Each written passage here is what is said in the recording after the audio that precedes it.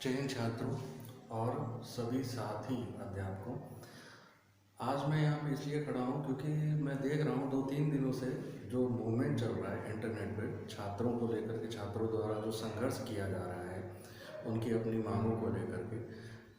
तो उसमें मैंने ये पाया कि 3-4 दिन बीत चुके हैं, लेकिन अभी भी किसी भी ऑनलाइन अध्यापक तो जो अपना मेहनत कर रहे हैं वो कर ही रहे हैं, लेकिन जो ऑफलाइन पढ़ाने वाले अध्यापक हैं उनमें से किसी ने भी अभी तक कोई भी स्टेटमेंट किसी भी प्रकार से जारी नहीं किया है।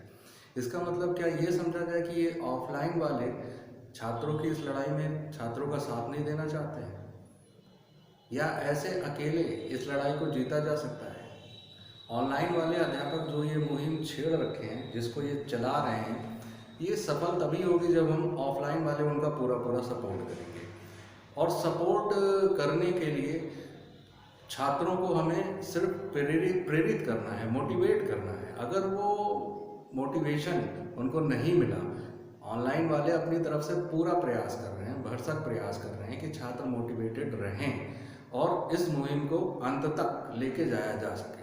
लेकिन आपने देखा होगा कि बहुत सारे छात्र ऑफलाइन वाले अध्यापकों से भी जुड़े हुए हैं, और ये ऑफलाइन वाले अध्यापक व्यक्तिगत तौर से उन छात्रों के साथ लगे हैं। लेकिन अगर इन ऑफलाइन वाले अध्यापकों ने छात्रों को मोटिवेट नहीं किया, उनको अपने हिसाब से नहीं समझाया, तो ये ऑनलाइन वाले इस लड़ाई को कब तक लड़ सकते हैं, है ना? ऑनलाइन वालों के पास तो बहुत सारी प्रॉब्लम्स भी आएंगी।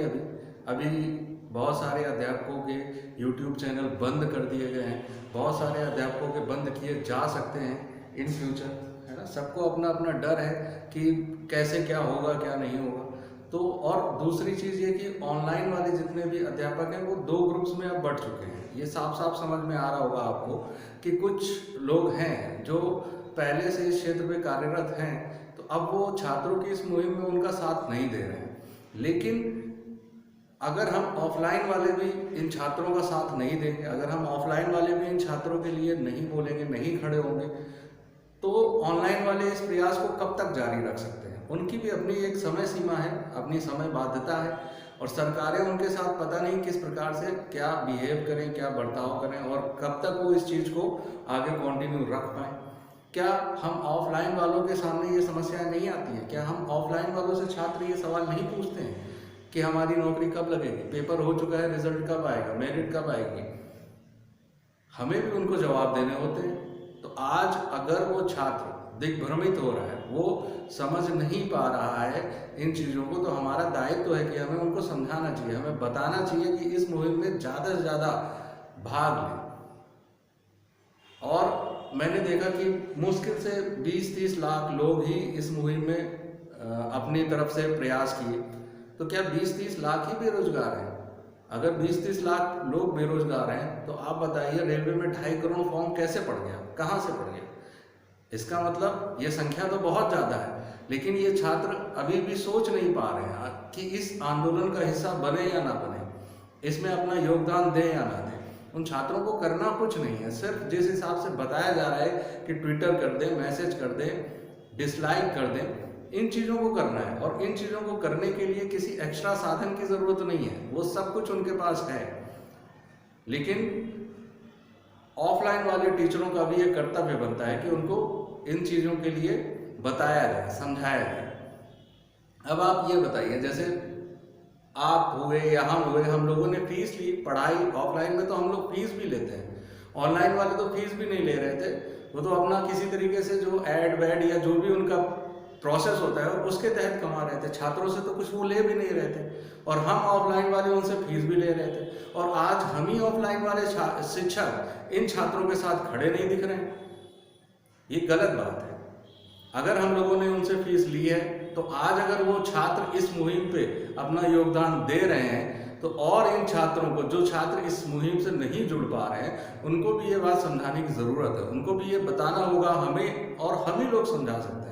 आप खुद देखिए, ऑनलाइन वाले कब आए हैं? मुश्किल से 3, 4 या 5 साल हुआ है ऑनलाइन वाले, और हम ऑफलाइन वाले कब से पढ़ा रहे हैं? इतने लंबे समय से हम पढ़ा रहे हैं, इतने सारे छात्र हम लोगों के संपर्क में हैं, और हम ही लोग अब एकजुट नहीं हो रहे हैं। अब हम लोग ये सोच रहे हैं कि वो तो ऑनलाइन वालों का काम है, ऑनलाइन वालों का काम है तो वो कब तक करेंगे, कैसे करेंगे, और ना ही वो व्यक्तिगत रूप से किसी छात्र के संपर्क में होते हैं।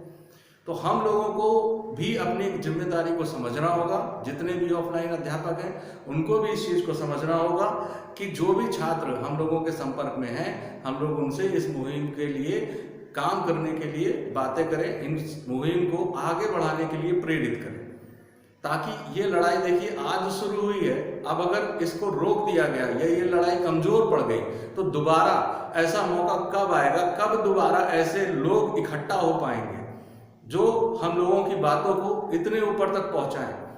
इतना तो सभी समझ गए होंगे कि नीचे से लेके ऊपर तक इस मुहिम की जानकारी अब सबको हो चुकी है कि ये कुछ हो रहा है जो युवाओं के द्वारा किया जा रहा है। सब लोग समझते हैं कि ऐसा गलत है, ये नहीं होना चाहिए। इन छात्रों के भविष्य के साथ खिलवाड़ नहीं होना चाहिए। अरे लड़के पेपर दे देते हैं, पेपर देने के बाद रिजल्ट का टाइम नहीं पता होता है। आप खुद देखिए यूपी ने कितने सारे पेपर लिए यूपी के अंदर, क्या अभी तक किसी भी पेपर का रिजल्ट देने के बावजूद, ऐसे बहुत से पेपर हैं जिनका रिजल्ट देने के बावजूद अभी तक यूपी ने ज्वाइनिंग लेटर नहीं दिया हुआ है।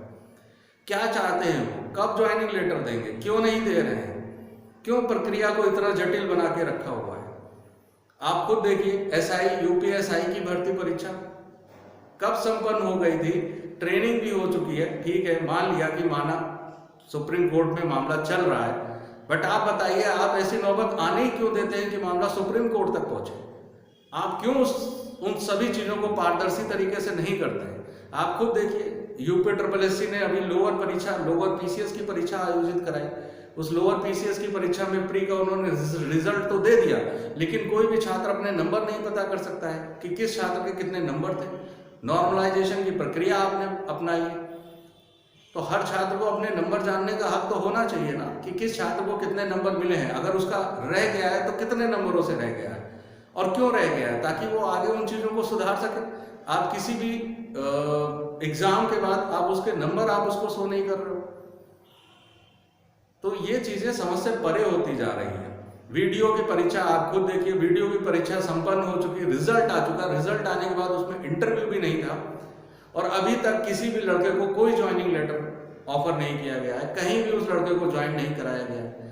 परीक्षाएं आप आयोजित कराते जा रहे हो, रिजल्ट भी आप डिक्लेयर करते जा रहे हो, ज्वाइनिंग देने में क्या समस्या है। अरे ज्वाइन कराइए, लड़के समय से अपनी जॉब को पा लेंगे तो उसकी एक खुशी अलग होती है।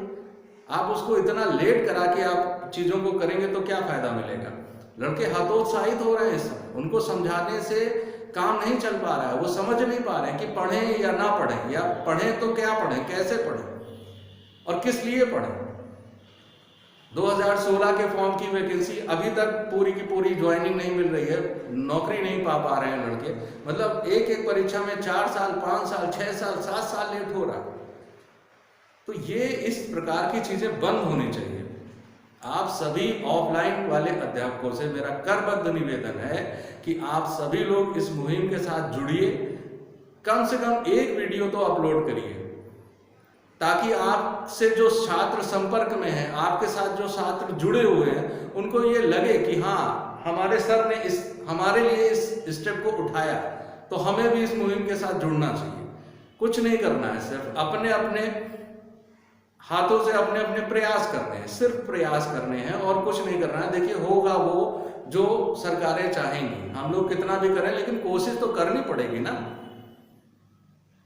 इस तरीके से एक वर्ग को अलग छोड़ करके दूसरा वर्ग अलग बैठ करके सिर्फ इंतजार नहीं कर सकता है। तो आप सभी ऑफलाइन अध्यापकों के लिए मुझे लगा ऐसा कि थोड़ा कुछ मतलब सोचना चाहिए, सोचना होगा, है ना। तो आप सब लोगों से निवेदन है मेरा कि एक एक वीडियो, कम से कम एक एक वीडियो अपलोड करें और इस मुहिम को सफल बनाना है किसी भी तरीके से। देखिए वो लोग लड़ रहे हैं, डिजिटल मीडियम से लड़ रहे हैं, डिजिटल माध्यम से लड़ रहे हैं और इस लड़ाई को हमें जमीनी स्तर तक पहुंचाना होगा, सब तक इस मुहिम को जोड़ना होगा। अभी भी बहुत सारे छात्र हैं ऐसे जिनको इस बारे में पता ही नहीं है कि चल क्या रहा है, हो क्या रहा है, और जो हो रहा है उसका रिजल्ट क्या होगा, क्या इससे किसी भी प्रकार की सफलता हमें प्राप्त हो पाएगी। तो हम और आप ही उन्हें बता सकते हैं कि क्या हो रहा है, क्या करना है और कैसे करना है। चलिए, धन्यवाद। और कृपया ध्यान दें थोड़ा सा, और किसी भी टीचर को आहत करने की, किसी भी टीचर को डिस्टर्ब करने की भावना से हमने ये नहीं तैयार किया है, नहीं बनाया है। बस इस मुहिम को सफल बनाना है, और हम और आप ही मिलकर इसे सफल बना सकते हैं। इस चीज़ को समझना होगा हमें और आपके। धन्यवाद।